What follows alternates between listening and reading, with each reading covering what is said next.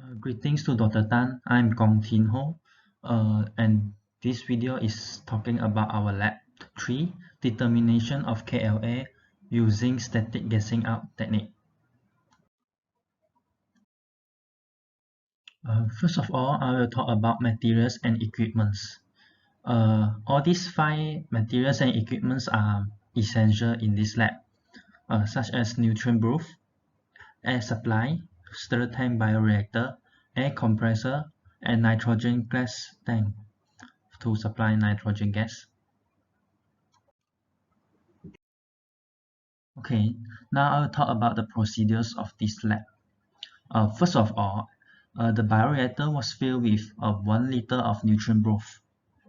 Then we set up the bioreactor and take the bioreactor for autoclave. After autoclaving, we need to calibrate the DO2 probe. Before calibration, we need to polarize the DO2 probe first. Then we need to do zero calibration. We firstly then supply nitrogen gas to the bioreactor to displace the dissolved oxygen to near 0%. After zero calibration, we need to do slope adjustment. The medium was optimally gassed and mixed. At stable display of the measured value, we can calibrate this as 100% dissolved oxygen. After calibration, the air compressor disconnected and nitrogen gas was supplied into the bioreactor again.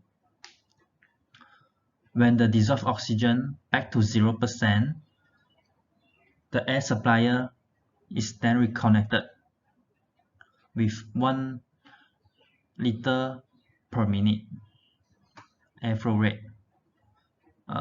The CL value was recorded every 40 seconds.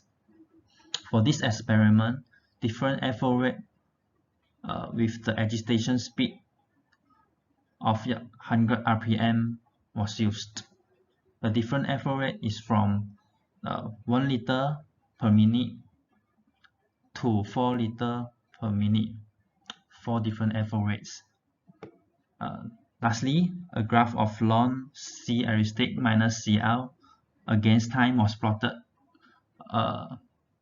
to check the effect of airflow rate on KLA value. Thank you. Then I will talk about the precaution steps in this lab. First, we must ensure no leakage on the nitrogen gas tank.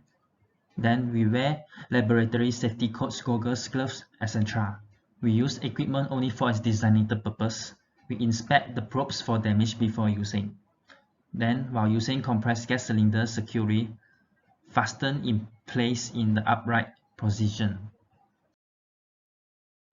Then, I will talk about the results of this experiment. This is a combined graph. This is the combined graph of difference in the slope of KLA with ln C aristic minus CL against time with agitation speed of 100 rpm at different airflow rates. From this graph, we can expect that the linear equation from 4 liter per minute airflow rate have the highest KLA value. This is because when we see this linear line from the 4 liter per minute, it is the steepest line, and the time to obtain saturated level is also shortest. This is a table that we obtain the KLA value using these two equations. This equation, y equals to negative 0.0029x plus 4.8193, is the linear equation from this line, 1 liter per minute airflow rate. By comparing the m, which is the negative 0.029, and negative KLA from this equation, we can calculate the KLA value.